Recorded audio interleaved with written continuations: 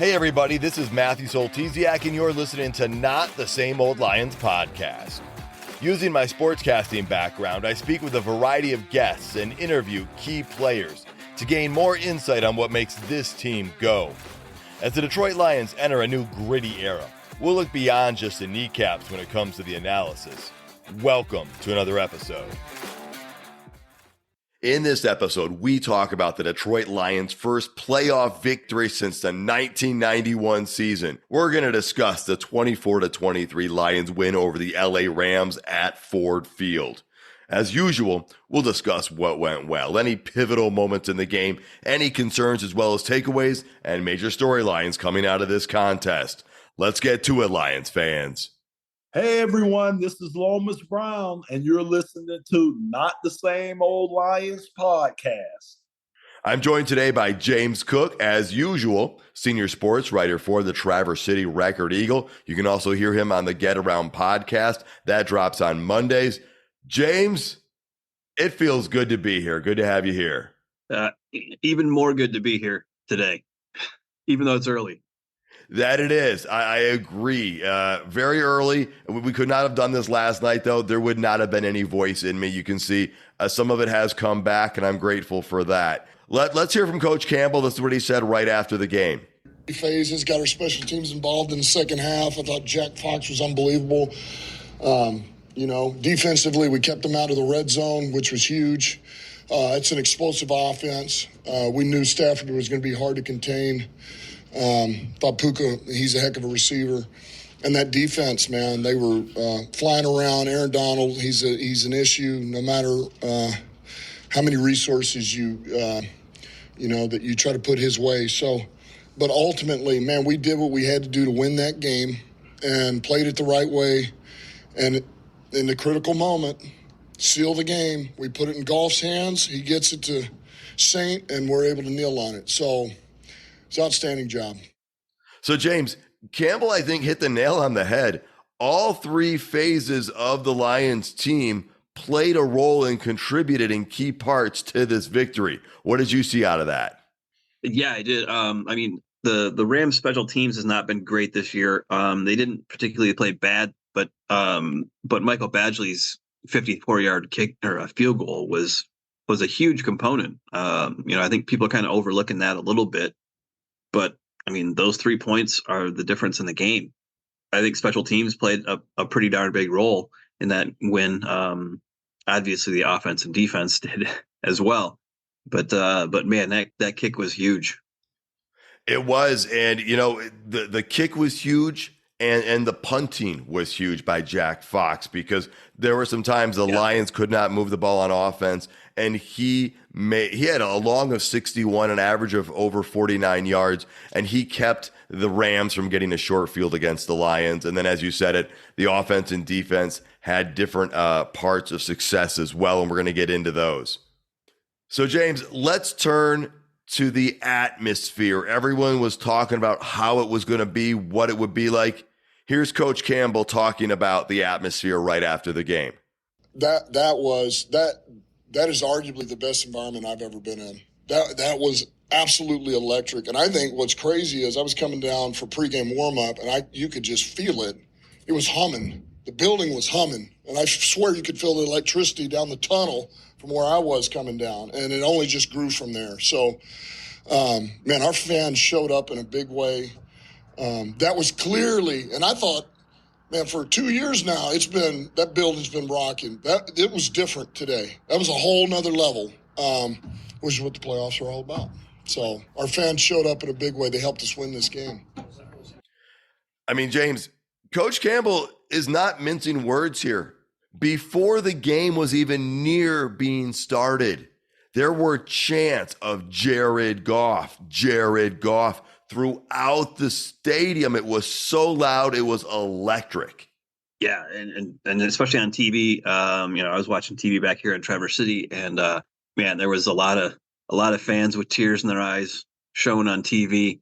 They were kind of concentrating on this one guy in a gray shirt right after his time was running off the clock, and man, he was showing some emotion. He was leaking a little bit. And, I was just in a state of shock, man. I just didn't quite know what to do.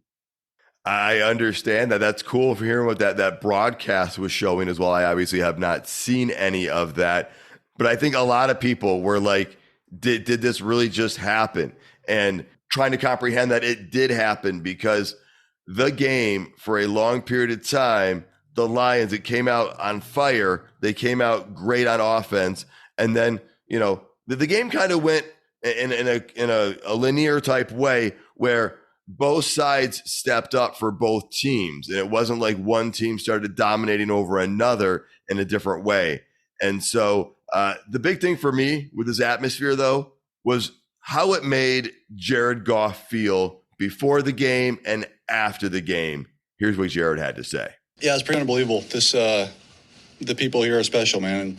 I'm grateful, and I'm grateful for their support. And today, with the circumstances that were there, it meant a lot. It made me feel pretty good. It was exciting. I don't think I've ever experienced anything like that, but this place is special to me. And like I just said, these people are special.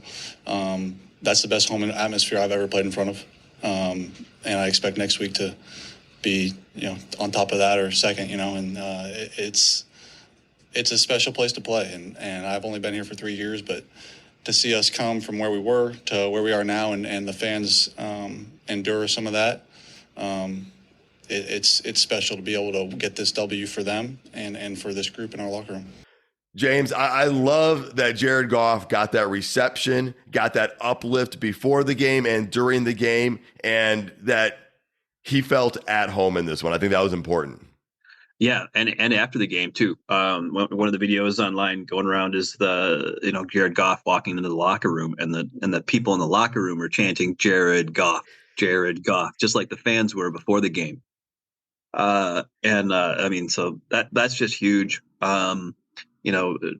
Matthew Stafford after the game was, obviously asked about his connections with the Lions and Goff being traded for each other and everything. And one of the answers, he kind of didn't give the greatest answer in the world, but the rest of them, he was pretty good about, saying, he felt good for, Goff and, and the players and everything like that. He didn't seem to really like the fact that he got booed. Though he already admitted he knew it was going to happen, and he shouldn't have expected anything different. He shouldn't even be bummed out about it. We can celebrate his time in Detroit at a later date. This game was about the Detroit Lions playing their first home playoff game in 30 years and winning it and moving to the second round. And it was about so many other things. And so, you know what? He'll have his time when his time comes. So I'm not concerned about that at all. I loved the atmosphere the crowd created. And, I was at the week 2 game, and I got to say this was right there with it. I have no idea what the highest peak decibel was at this game, but I would say throughout the game, it maintained a higher level than that week 2 game. Yeah, I would say so. I mean, it seemed to be pretty crazy. And the Lions social media team was on point all day. The Rams tweeted out a video of Stafford running onto the field in Detroit, and I think their caption just said, "Whose house?" And after the game, the Lions retweeted that and said, "Jared's house." Oh, I love that. I did not see that online. That is so cool. Well, James, let's get into starting about what we liked in this game. And I'm going to say the thing I liked first was the Lions offense to start the game. I mean, 3 touchdown drives. We scored 21 points. You had Montgomery, Gibbs, and Laporta all find in the end zone. Josh Reynolds contributing big right out of the gate. I just thought our offense was like on fire to start this thing. Yeah, it definitely was. I mean, it was awesome to see the offense just come out clicking. The running game, establishing the running game, and telling the Rams that we're gonna try to push you around on offense and run the ball. And I don't think in those 3 drives, I don't think they had a play that didn't go for positive yardage. I don't know that they had an incompletion in those first 3 drives, maybe like 1 or something. I don't know, but it just seemed like every play the Lions were gaining chunks. They didn't have the big 50, 60-yard touchdowns that the Rams did. But if the Rams didn't have those huge chunk plays, they were dead in the water.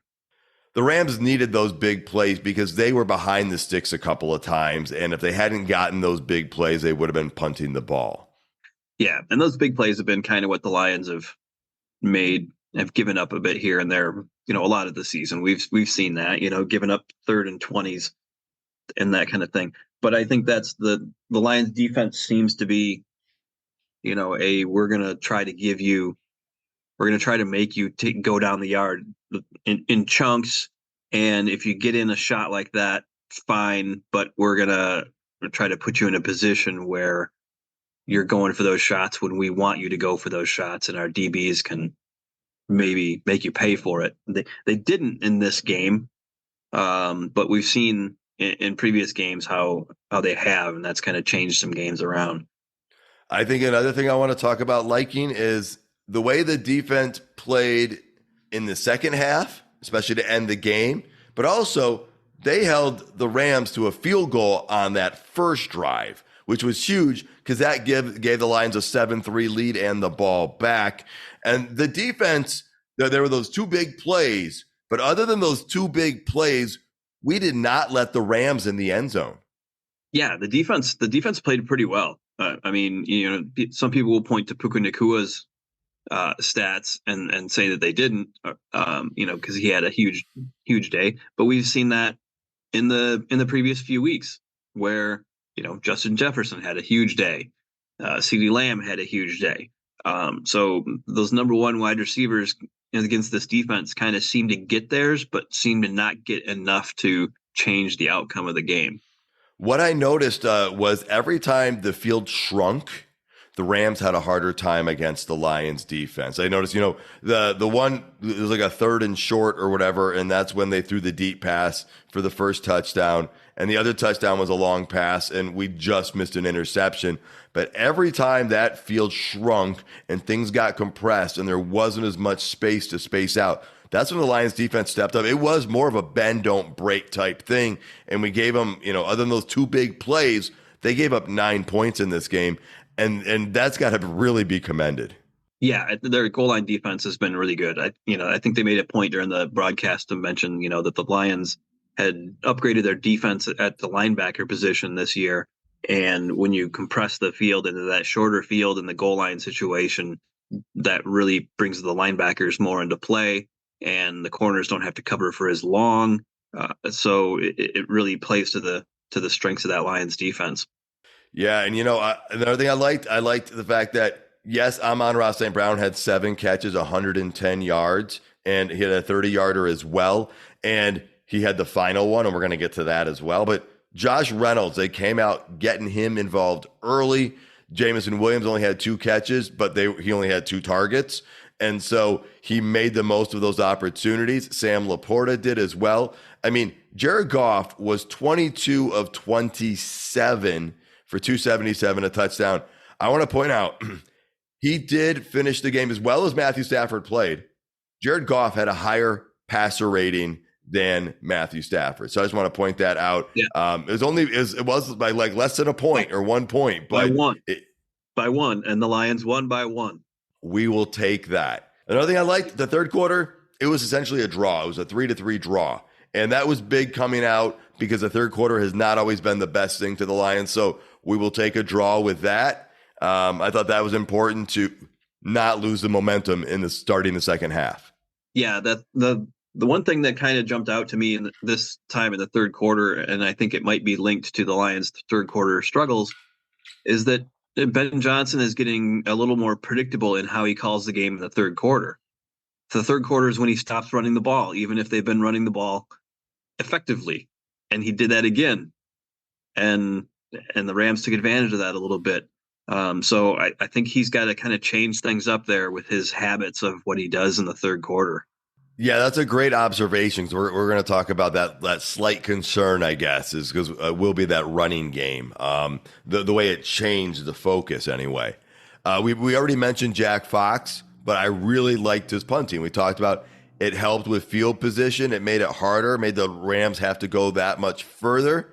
And then the Michael Badgley 54-yard field goal, I have to tell you about this.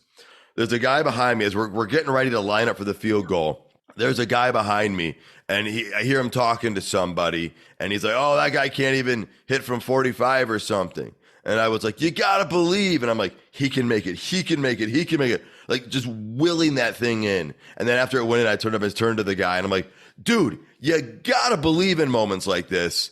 And we did. And James, this is the reason they have Michael Badgley on their roster. Yeah, he came through when they believed in him. Even the Lions called him the Money Badger when they tweeted out the highlight of the video of the kick during the game. I don't think another kicker that was on our roster this season or in preseason could have made that kick. Yeah, 54 yards. I mean, that's, not an easy kick in a playoff environment. All right, James, let's turn over to anything we didn't like, any concerns. Now, first off, I just want to say to any of the listeners out there, we won a playoff game and at Ford Field. So we might throw some things out there we didn't love, but please know, James and I absolutely loved this game. And so everything right here we say is very, very minor. So, James, I'm going to go with a theme we've just seen throughout the season, which is 3rd and long, 4th and 5, we didn't get off the field. And so that did allow the Rams to get some long drives, especially in the second half. And that kept our defense on the field longer. The time of possession was just about equal, but earlier in the game, the Lions did have they had the advantage. Yeah, and I kind of touched on that a little bit with the play calling being different in the third quarter. So I think that kind of is part of that. That is a concern with the third quarter lull and the defense not being able to get those big stops, but they got enough and got a victory. So I can't complain too much about it. No, I'm not going to either. Again, I saw what you saw, which is we got a little bit away from the running game, which made it quieter than expected in the second half. I mean, for the game, I think the Lions had about 79 yards rushing, but part of that's 3 kneel downs at the end. But I think we were on pace to have much more than that at halftime. I do got to bring up something I really did not like. And I'm going to this is a strong not like, okay? This is right before halftime. It was 4th and 5, and we got the Rams to jump off sides, and the officials called us for a false start. I mean, that's what it looked like in the stadium. That's what the replay looked like in the stadium. Is that what you saw at home, James? Yeah, even the announcers were saying, I don't see a false start there. I was looking on Twitter nationally. People were like, "That's not a false start." Just torching the refs over that, because obviously the defensive player entered the neutral zone, and then Decker stood up to point it out. It was a pretty clear-cut penalty, and I don't know how the referees missed that one and call it that way. That seemed to be huge. And that would have been a first down. The Lions, in field goal range with the chance to put some more points on the board there. Yeah, right before halftime. I mean, that's when you felt like, oh my goodness, because of this play, it cost the Lions a chance to score, and we knew the Rams were going to get the ball to start the second half. And so that's why it was so big also in the second half that the Lions were able to hold the Rams to a field goal. That's one of my pivotal moments or turning points in the game, was coming out in the third quarter on that first drive, because both teams had been moving so well. The Lions held the Rams to a field goal. Yeah, at a minimum, that penalty cost the Lions another long Badgley field goal chance, if not a touchdown, because the offense in the first half was just humming. It really was. And you're right, that you might have seen them get all the way down the field in that amount of time. Another big play was in the fourth quarter. It was 3rd and 4. The Rams had the ball, and I think they picked up about 2 or 3 yards, and it was going to be 4th and 1 or 2, but there was a holding call. It backed the Rams up. They threw an incomplete pass on 3rd and 14 or whatever it was, and there were 4 minutes left, and the Rams punted the ball. They never got the ball back. That stop in the fourth quarter right there was huge. Yeah, and I think that was the holding call that Hutchinson drew. He had gotten some pretty good pressure and was kind of coming. His had slid around and was kind of coming back from behind Stafford, and the tackle just kind of bear hugged him and fell on him. And they couldn't help but call that one. So it was nice to see that. You also got in the game beforehand where Micah Parsons finally drew some holding calls, and that was the thing that Cowboys fans had been really critical of the NFL, is how can he not be held at all during the season, when and he was in very much a Hutchinson-like state all season, where linemen were just mauling him and getting their hands all over him and holding him all over the place, but it wasn't getting called, and Cowboys fans were as frustrated as Lions fans were about Hutchinson. Yes, I'm glad that they finally observed what was going on and threw the flag for that. James, here's another really big pivotal moment, a turning point in the game. The Lions were up 14-10 in the first half, and we were trying to grind the ball. And it was 4th down and 1 from the 2-yard line. So the Lions could get a first down before getting the touchdown. And I think everybody thought they were going to Montgomery again. And the guts that it takes, the composure that it takes to call the play, to run the play, and throw a pass to Sam Laporta in the end zone for a touchdown. That was huge, because that put us up 21-10 versus being stuck 14-10 and giving the Rams the ball. Yeah, and that was a great throw too. I mean, Goff threaded one in there in the end zone, right to Laporta. There was, if you look at the replays of it, there was a huge hole though that opened up in the middle of there. Goff almost could have just run it himself. I don't know that he would have made it, because he's not the fastest guy or anything, but he's not particularly slow or anything. But that was just a great throw to Laporta in the back of the end zone, and good thing that Laporta played. I mean, you're absolutely right, James. Everybody contributed. Everybody stepped up. It wasn't one person carrying the load. Although, I mean, like Dan Campbell said, I think Jared Goff had maybe 2 or 3 bad plays at most the whole game. I think he said 2. And other than that, Jared Goff, he shouldered the pressure, and he lived up to the moment. Yeah. I guess one other kind of concern for me would have been that the Lions did not generate a whole lot of pressure on Stafford. They did, he was playing kind of battered and bruised, because late in the second half, they did really get to him once, where I think it was Hutchinson got him, and then Aleem McNeil was coming in at the same time and hit him. That was the time where I'm pretty sure he was concussed.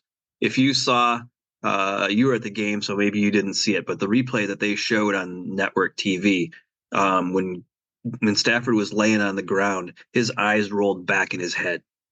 No way. Oh my goodness, that's scary.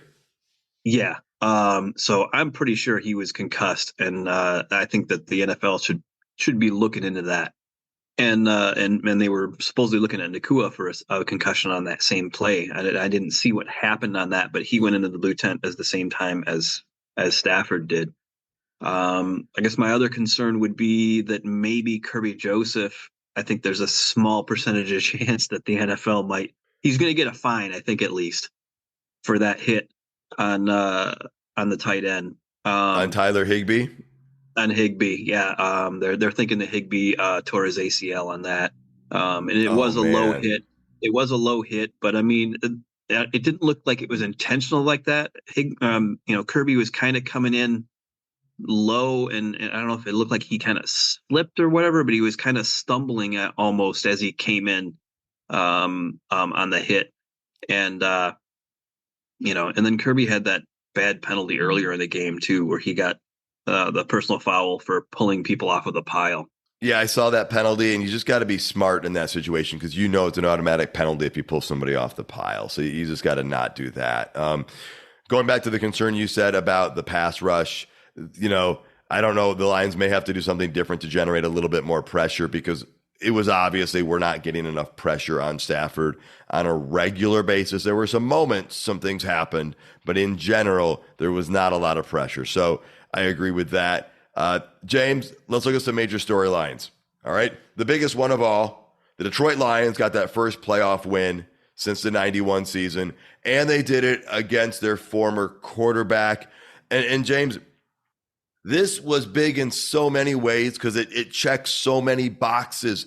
Because do you remember the days when we would get rid of a guy like Joey Harrington, and he'd go to Miami and then come back on Thanksgiving Day in Detroit and win the game against the Lions. He couldn't win for the Lions. And now we have Stafford returning. And you know what? We didn't let it happen because it's not the same old Lions. Taylor Decker was right, man.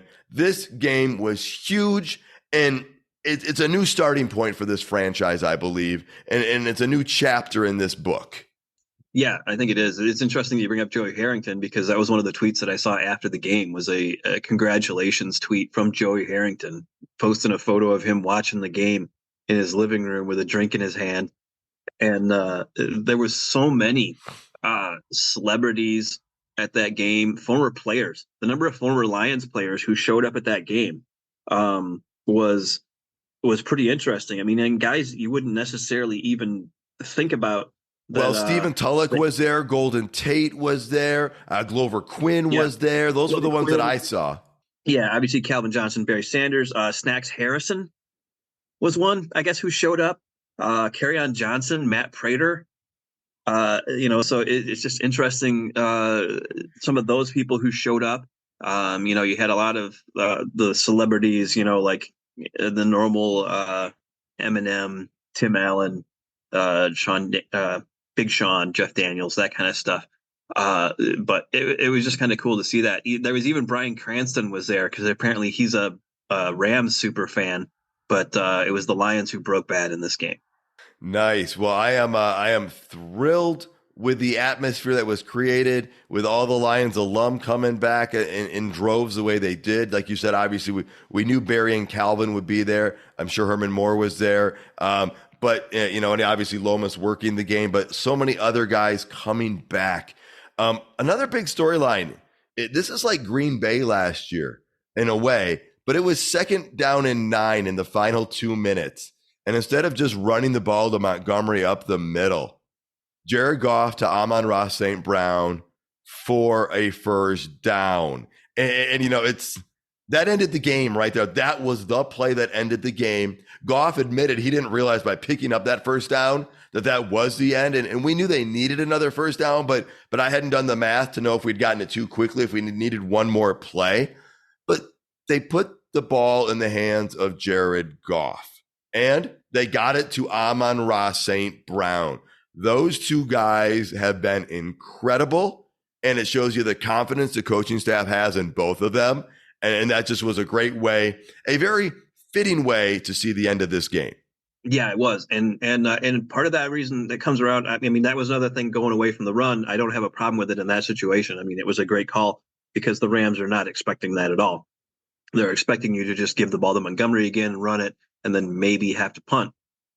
But what kind of led to that whole scenario is the crowd noise forcing the Rams to burn two timeouts. One in the early third quarter, and one, I think, like right away in the fourth quarter. So they only had one timeout. And then McVay mismanaged that one timeout and didn't call it before the 2-minute warning. If he had called that timeout before the 2-minute warning and made the Lions run one more play before the 2-minute warning, they would have had to get one more first down inside the 2 minutes to end the game. But he didn't. He held it, kept holding it on. And that was kind of some bad game management on his part, I think.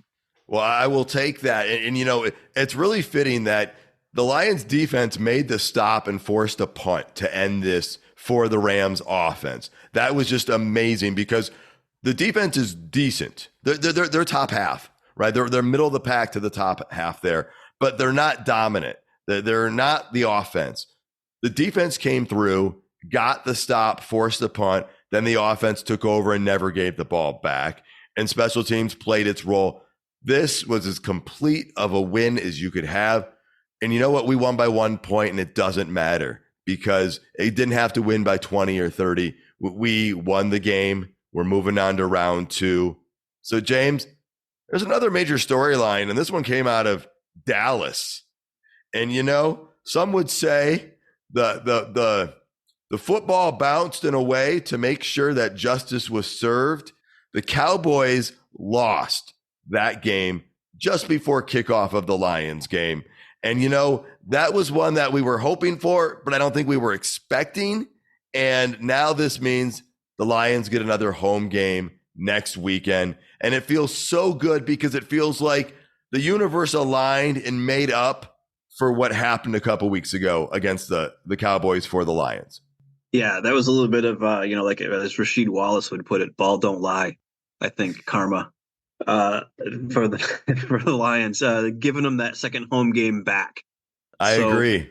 So yeah, that was huge. I thought that was great watching that game. My wife is from Wisconsin, so she's also roots for the Packers and everything like that. So she had a good time with that one. But man, the social media on that one was crazy because it was just such a blowout. Like one website tweeted out a thing saying that the Cowboys had been eliminated from the playoffs in the second quarter. Oh wow, that hurts. So James, the Cowboys lost, which means the Packers go to San Francisco. The Lions will be hosting the winner of Philadelphia, Tampa. They're playing later today. We obviously are recording before that. Any final thoughts before we get out of here? Yeah, I think the crowd made a difference in that game. Like I said, the crowd noise made the Rams burn those 2 timeouts because they were both when they were on offense. And they were having trouble getting the play in and getting the play off in time. And both times they were going to get a 5-yard penalty in kind of a crucial situations. So the crowd noise really made a difference there. And the Lions fans the Lions players all talked about that after the game, just how great the crowd was and urged them to be even louder next week. So hopefully that can be the thing. I mean, it was interesting that there was 4 first-round quarterbacks dressed in this game. And Teddy Bridgewater actually had a catch, I think, on one of Matthew Stafford's throws that went into the sidelines. Nice. Yeah. The crowd was amazing. You know, Matthew Stafford came in to Ford Field and he played a good game. And so, you know what? Even with his good game, Jared Goff and the Detroit Lions came out victorious. I like that the Lions defense did not allow the Rams to dominate a running game. They kept that running game in check. You know, if I'm not mistaken, Williams had he had 61 yards. The team as a whole had 68 yards. Those are some great numbers. I love the fact that the Detroit Lions crowd embraced Jared Goff and the entire team at this moment. And the crowd was smart. I will tell you that as well. Because when the offense got on the field, got to work, we got quiet. And then everything turned. And even when things didn't go perfect, when a big play was given up or a penalty was called that was either wrong or highly debatable, things didn't fold. And we knew that because that's the type of team we have. James? Yeah, I have a question for you. Yeah, I have a question for you about the crowd. They have that decibel meter that they show on the scoreboard. What did it hit? My wife Autumn swears she saw it got to 120. Now, I don't know what it hit exactly, but and I don't know if we broke the week 2 thing, but I can tell you there was a higher level throughout the stadium, throughout the game. So it may have not have hit the overall peak. I'm not sure, but I definitely know there was a constant higher noise than I've ever heard at Ford Field before. Yeah. NBC Sport said 118, which is the equivalent of standing on an airport runway as a 737 goes by. Nice. Yeah, that's a long ways from the Kansas City thing, but we'll still take it. All right, James, thanks for being here. Thanks for talking Lions, and hope we get to do this again next week. We'll get to do it next week for sure because there's going to be another game, but hopefully I'm hoping there's as much energy as this time. You're exactly right, James. We have another game next week, so there's no hope about it. So awesome. Folks, we will have a preview for that game coming up here in just a day or two. So keep a lookout for that. Thank you so much for tuning in, folks. You can find all the episodes at notthesameoldlions.com. If you're listening on YouTube, please hit the like button. And while you're at it, tell your friends about the show and please subscribe regardless of your listening platform. Until next time, stay gritty, my friends.